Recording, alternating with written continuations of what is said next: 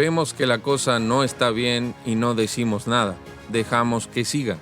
Pero la verdad es que perjudicamos a la persona con nuestra omisión.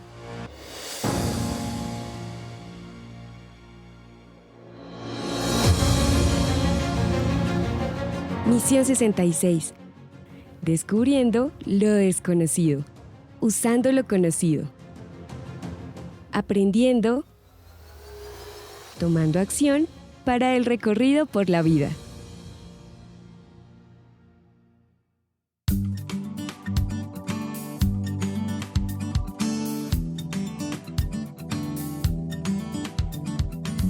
Bienvenidos a Misión 66. Estamos de visita en la ciudad de Corinto del primer siglo y hoy vamos a analizar los capítulos 8 y 9 de la primera carta del apóstol Pablo a los Corintios. Nuestra misión es todo un desafío para la mentalidad actual.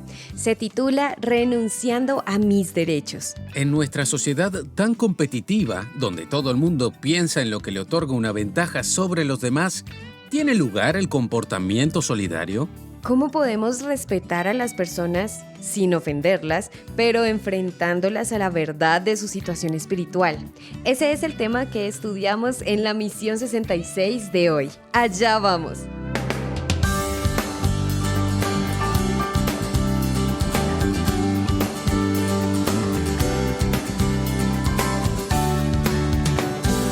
El equipo de Misión 66 ya tiene todos sus implementos de expedición en sus mochilas para esta etapa de la aventura. Soy Kimberly Yepes y me acompañan David Silva, a quienes ya escucharon. ¿Listo, David? Sí, ya casi. Bueno, ajustala bien. Listo. Bien, y el líder que nos guía en el estudio es Johnny Pérez. Bienvenido, Johnny. Muchas gracias, Kimberly. Y ustedes, amigos que nos vienen acompañando, se habrán dado cuenta de lo pedregoso del camino que tuvo que caminar Pablo al tratar con los corintios. Aquellos hermanos nuevos en la fe tenían muchas dificultades. Un compendio, diría yo, David. Y Pablo, con bastante atención y sabiduría, intenta orientarlos en dirección al Evangelio de Jesús. En el capítulo 8, por ejemplo, hay una discusión sobre la comida sacrificada a los ídolos, la cual veremos más adelante, y el capítulo 9 habla sobre la manera de lidiar con los corintios cuando cuestionaron la autoridad de Pablo. Seguramente podremos aprender de Pablo preguntándonos cómo reaccionamos cuando somos cuestionados, maltratados y humillados. Por eso es importante ponernos en los zapatos de Pablo. Es interesante que Pablo responde a estos cuestionamientos con preguntas. El texto nos muestra cómo reacciona Pablo. ¿Serían tan amables en leerlo? ¿Qué? ¿No soy apóstol? ¿Y acaso no soy libre? ¿Acaso no he visto a Jesús, nuestro Señor? ¿Y no son ustedes el fruto de mi trabajo en el Señor? Tal vez otros no me consideren apóstol, pero para ustedes sí lo soy, porque ustedes son el sello de mi apostolado en el Señor. Pablo tiene el corazón herido, porque trabajó tanto a favor de la iglesia y ahora hay personas, entre los grupos divididos internamente, que rechazan la autoridad apostólica paulina. Así que él presenta su defensa. ¿Lees? ¿Acaso nosotros no tenemos derecho a comer y beber? ¿Y acaso no tenemos derecho a traer con nosotros una esposa creyente como lo hacen los otros apóstoles? Entonces, Pablo empieza a decir todo lo que él podría discutir por derecho a causa de su posición de apóstol. Él incluso pregunta si solamente él y Bernabé tenían la obligación de trabajar para sustentarse los gastos. Y argumentando alrededor de eso, a partir del versículo 7, él cuestiona. David, por favor, ¿puedes leerlo? ¿Qué soldado presta servicio a expensas de sus propios recursos? ¿Quién planta una viña y no come de sus uvas? ¿O quién pastorea el rebaño y no bebe de la leche que ordeña? Es decir, él estaba sirviendo a los corintios. ¿Por qué entonces no era digno de recibir sustento material? Así que él menciona Deuteronomio 25:4 que dice, «No le pongas bozal al buey mientras esté trillando». ¿Cuál es el significado de este versículo? Bueno, es interesante. Ese versículo significa que Dios se preocupa por aquellos que trabajan en su obra, que no deben ser maltratados mientras hacen su tarea y que deben recibir la paga que les corresponde a su trabajo para cubrir sus necesidades. Algunas iglesias tienen a sus obreros espirituales trabajando como el caso de los bueyes, en forma sacrificada, y no se les da tiempo ni recursos para que se alimenten correctamente. Eso no debe ser así. Pero Pablo no se detiene, sigue cuestionando.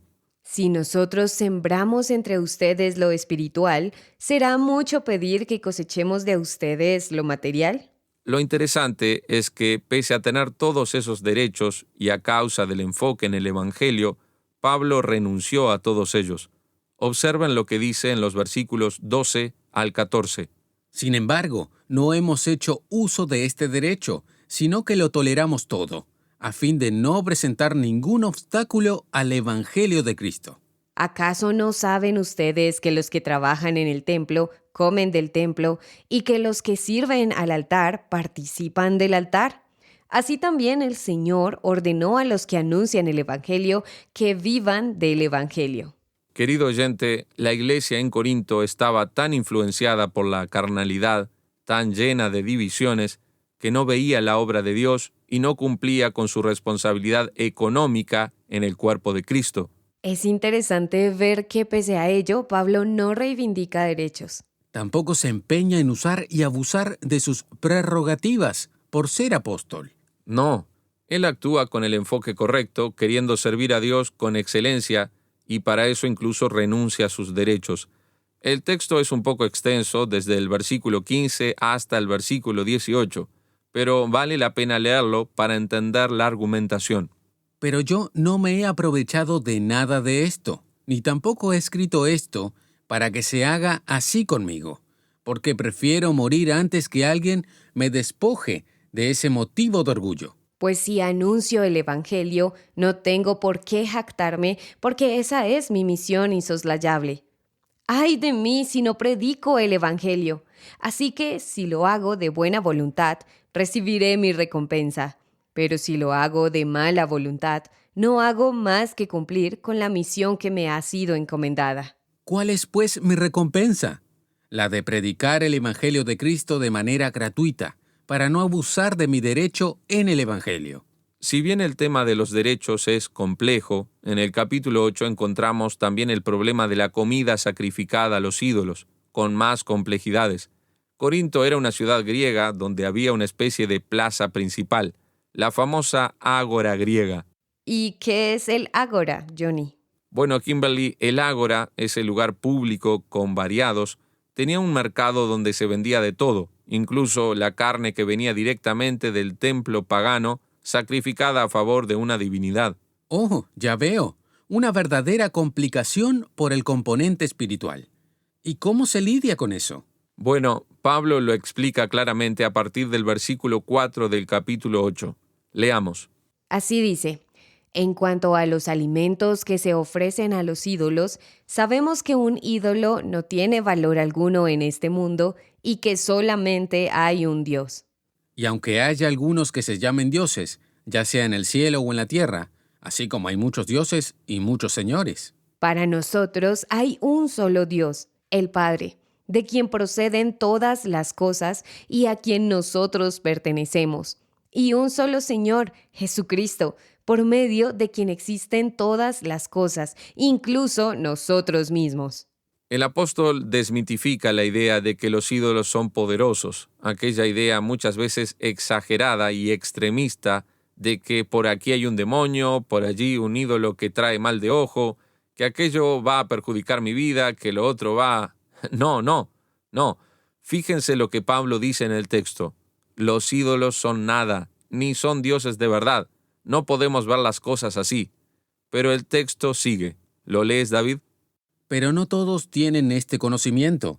Algunos, que todavía están acostumbrados a los ídolos, comen de lo que se ofrece a los ídolos, y su conciencia, que es débil, se contamina.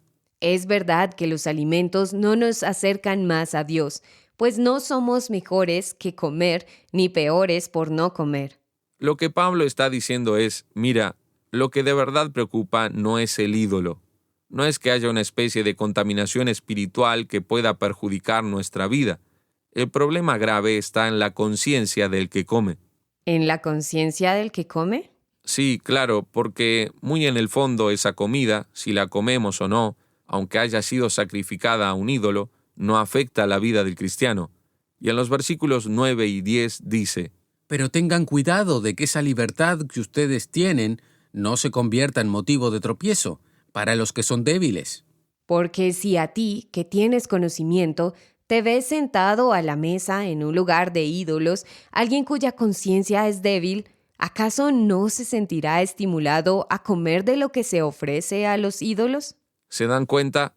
La persona puede pensar que el ídolo es algo que influye, porque aquel sacrificio se está tratando desde la perspectiva religiosa, y esto por su falta de madurez y una conciencia débil.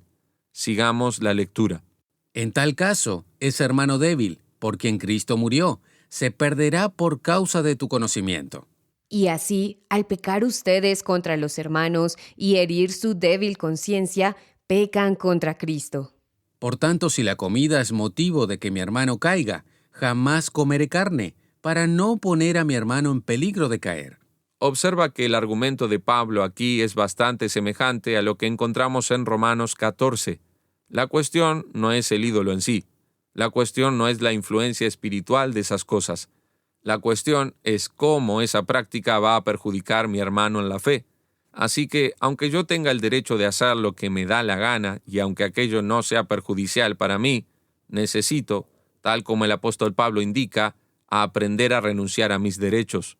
¿Renunciar a mis derechos? Suena difícil de aceptar en una generación donde todos quieren defender sus derechos. E incluso alguien entonces podría preguntarte, pero a ver, ¿cómo funciona eso? ¿Por qué debo actuar de esa manera? Lo descubriremos con el propio apóstol Pablo al final del capítulo 9.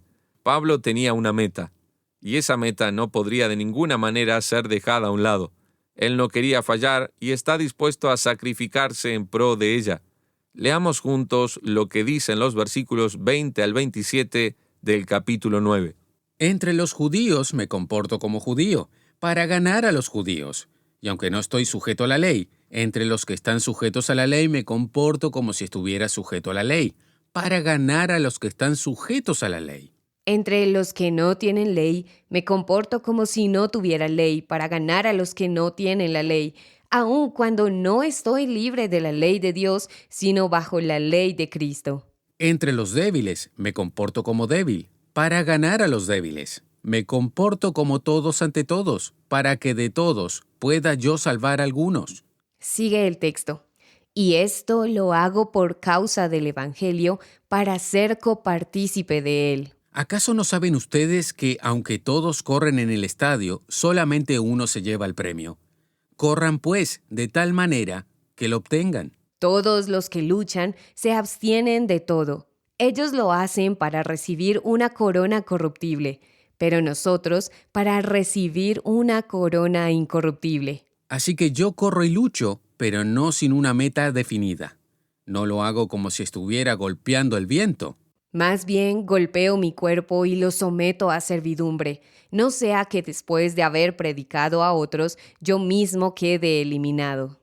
Recordando los juegos que se realizaban en Corinto, allí en la región de aquel pequeño istmo, Pablo utiliza ese lenguaje figurado para mostrar que él tenía una meta muy clara.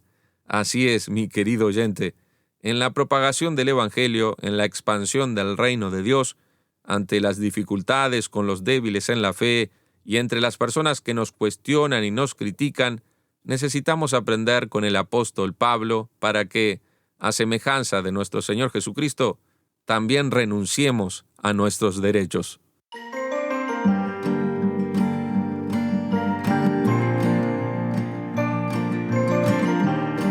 ¿Te gustaría discutir con nosotros este desafío a renunciar a tus derechos? Puedes hacerlo en las redes sociales. Déjanos tus comentarios y comparte con otros la misión de hoy. Nos encuentras como misión66.rtm en Facebook, Instagram, YouTube, TikTok, Spotify y X. Una vez más, misión66.rtm. Seguimos adelante ahora con las preguntas de este estudio en la primera carta de Pablo a los Corintios. Hoy en ración doble, capítulo 8 y 9. Aquí van las primeras. ¿Qué es un ídolo? Y ya que no era nada, ¿por qué era necesario hablar sobre ese asunto? Es verdad, un ídolo no es nada. El ídolo se describe aquí de manera incluso despreciable. El ídolo es una divinidad que intenta competir con el Dios verdadero y ocupar el lugar en nuestra vida que le pertenece solo a Dios. Así que, técnicamente hablando, el ídolo es un Dios falso, un Dios de cualquier otro ámbito y origen que no sea el Dios verdadero. Pero lo que Pablo está diciendo es que, pese a que el ídolo no tiene existencia real, el ídolo tiene existencia sociológica. Espera un momento, ¿por qué dices existencia sociológica? Porque existe para aquella sociedad, para aquellas personas, y en nuestra actitud idólatra puede ocurrir también vinculada a otras cosas que no sean esos ídolos catalogados sociológicamente. Muy interesante lo que nos estás diciendo, Johnny. De modo que tenemos una variedad de ídolos. Definitivamente, todo lo que ocupa el primer lugar en nuestra vida es comparado a un ídolo porque toma el lugar de Dios. La tecnología puede ser un ídolo, por ejemplo. Hay gente obsesionada con ella. Ahora bien, volviendo al tema específico de la comida, ¿podemos comer cualquier cosa ofrecida a una divinidad pagana? ¿Que no pasa nada? Depende de cómo se hace eso. Si una persona tiene la intención de darle culto a una divinidad pagana, si ella está involucrada religiosamente con aquello, por supuesto que eso es un problema. Sí, pero fíjate que puedo comer algo sin saber su origen. ¿Qué cosa puede pasarme? ¿Qué puede ocurrirme? David, ¿eres cristiano? Sí, ¿Fuiste redimido por la obra de Jesús en la cruz? sí, ¿Fuiste reconciliado con Dios mediante Jesucristo, haciendo la paz con el Creador? sí, ¿Fuiste sellado con el Espíritu Santo de Dios? sí. Entonces, debemos tener la seguridad de que mayor es el que está en nosotros que aquel que está en este mundo sin Dios. Por lo tanto, si ocurre que yo coma alguna cosa y eso tiene un origen raro, vino de algún lugar que no sé qué se hizo con ella por no sé quién, no necesito tener miedo de que eso me perjudique. Entonces no funciona como quienes de hecho conocen a Dios, el Dios verdadero en la persona de nuestro Señor Jesucristo. No. Si comemos o bebemos cualquier cosa que haya sido ofrecida a una divinidad, eso no nos afectará. La única preocupación debe ser sobre cómo esa acción puede influenciar a otras personas en cuanto al testimonio, en cuanto al ejemplo que damos. Sobre eso, el versículo 12 del capítulo 8 menciona a los hermanos de conciencia débil. ¿Quiénes son ellos? ¿Significa que debemos esconder la verdad para no ofender a las personas? Mira, la cuestión no es exactamente esconder la verdad. La cuestión es entender el contexto del que están saliendo los corintios que conocieron el Evangelio. ¿Y dónde se encontraban ellos? ¿Qué descubrimos aquí? Que esas personas todavía están muy afectadas por su experiencia anterior, por su paganismo. Son personas que todavía tienen miedo de todo, sin entender que Jesucristo, al vencer en la cruz, despojó de forma efectiva todos los poderes y potestades, aniquilando la fuerza de cualquier ídolo sobre nosotros. Así que la actitud de Pablo aquí es semejante a la que debemos tener con un niño. Es cierto. Cuando hablamos con un niño, no le decimos todo sobre todas las cosas al mismo tiempo, porque el niño no puede asimilarlo. De igual manera, el débil en la fe debe ser digno de esa actitud misericordiosa de nuestra parte. No estamos ocultando ni mintiendo, pero necesitamos tener un tacto especial para lidiar con esas personas que aún no poseen la capacidad de digerir la información. Ahora en el capítulo 9, Pablo va argumentando sobre sus derechos, si de verdad renunció a ellos. ¿Por qué parece estar quejándose del trato recibido de los corintios? ¿Él no debería quedarse quieto y aceptar la realidad de los hechos? Mira, depende de cómo vemos la situación. Si estuviéramos pensando que Pablo está actuando así para ver si de alguna forma influencia a los corintios y obtiene alguna ventaja en esa situación, ese es un pensamiento equivocado sobre el apóstol. Entonces, ¿por qué Pablo reclama cuando no hay ninguna razón para reclamar ya que renunció a los derechos? La razón es que los corintios necesitan ser corregidos. Cuando alguien hace algo malo, vemos que la cosa no está bien y no decimos nada, dejamos que siga. La verdad es que estamos perjudicando a la persona con nuestra omisión. Y en el texto vemos con claridad que esos corintios están mostrando una ingratitud muy grande, pues ellos recibieron de todo y ahora actúan de esa manera. Así es. Pero Pablo habla no porque tiene interés general en la cuestión, sino porque desea alertar a los corintios de que están actuando de manera equivocada y necesitan corregir su comportamiento. Pensando en lo de renunciar a nuestro derecho, ¿esa enseñanza de Pablo es una regla general? Mira, no podemos decir que eso se refiere a todas las circunstancias de la vida. Por supuesto que no. Si han robado en tu casa, ¿no vas a poner una denuncia? ¿No vas a ir a la jefatura de policía? Pablo no está hablando sobre eso. Si alguien intenta violar a una chica, ella no puede buscar la defensa que la ley debería darle. No se trata de eso. Sí, porque leemos en el texto bíblico que el mismo Pablo apeló a la ley, valiéndose del derecho de ser ciudadano romano, cuando fue azotado en Cesarea. Veo que recuerdas bien el estudio de Hechos. Gracias por traerlo a la memoria, David. Pero aún teniendo esa posibilidad, Pablo no quiere perjudicar el avance del Evangelio en Corinto a causa de sus derechos personales. El avance del Evangelio es el objetivo primordial de Pablo. Para el apóstol, eso está por encima de sus intereses personales. Insisto en esto porque necesito tener total claridad. Lo que estás diciendo entonces es que debemos simplemente renunciar a nuestros derechos y dejar que nos avasallen. No, en absoluto, Kimberly. No quiere decir que debamos renunciar a nuestros derechos, pero debemos ser sabios y poner a Dios en primer lugar. Y eso, muchas veces, va a exigir que practique el orden de prioridad bíblica. En primer lugar, Dios, después el prójimo, y entonces yo. En los versículos 19 al 22 del capítulo 9, Pablo parece mostrar que no tenía una personalidad firme, segura. Es que él se hacía judío con el judío, griego con el griego, débil con el débil, y sin la ley con el que no tenía ley. Entonces, ¿cómo queda esa estrategia de Pablo? Es confusa, ¿no es así? No es exactamente así la situación. Aparentemente da la impresión de que es confuso, pero Pablo tenía de nuevo su prioridad en vista. ¿Y cuál es la intención de Pablo? ¿Qué pretende él? Anunciar el Evangelio. Así que él debía ser empático con las personas, entendiendo su realidad. Él no iba de golpe hablando de Cristo con historias del Antiguo Testamento, con los griegos y gentiles que no sabían nada sobre la Torá y los profetas. De la misma manera, cuando iba a hablarle de Cristo a los judíos, iba con la estrategia correcta y no con historias que involucraban el mundo griego u otra realidad que no fuese la judaica. Así que la actitud de Pablo es una actitud de contextualización, de hablar a la persona correcta con la manera correcta. Quizás vemos aquí a un Pablo sin personalidad. Por el contrario, no es que Pablo no tuviese personalidad. Muchas veces vemos que hablaba de manera clara e incisiva sobre aquello que era importante y tenía que decirse. Otra vez, Pablo contextualizaba el mensaje para ser efectivo en la comunicación del Evangelio.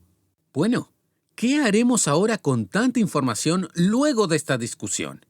Quédate, que ahora viene la aplicación del estudio.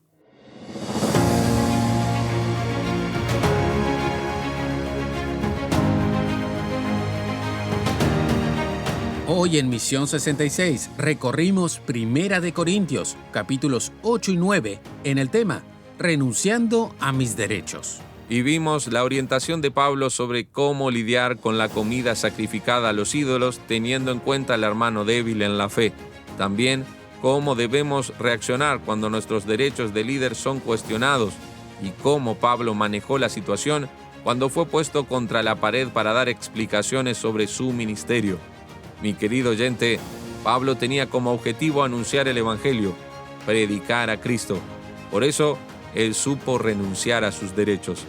La gran verdad es que, ante una meta mayor que merece prioridad, nuestros derechos individuales perderán su aparente superioridad.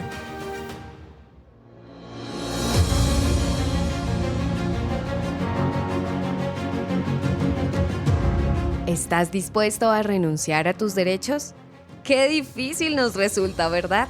Cuéntanos cómo procesas este desafío y al escribirnos, de paso, solicita el material gratis que ofrecemos para profundizar en el estudio de los 66 libros de la Biblia. Nuestro número de contacto es 1-847-857-8029. 1-847-857-8029 o escribe al WhatsApp +1-847-857-8029. +1-847-857-8029 o envíanos un correo electrónico a misión66@transmundial.org. misión66@transmundial.org. También visita misión66.org. misión66.org para escuchar de nuevo este y otros episodios. Acompáñanos en nuestra próxima Misión 66, donde vamos descubriendo lo desconocido usando lo conocido, aprendiendo y tomando acción para el recorrido de la vida. Misión 66 es una producción de Radio Transmundial.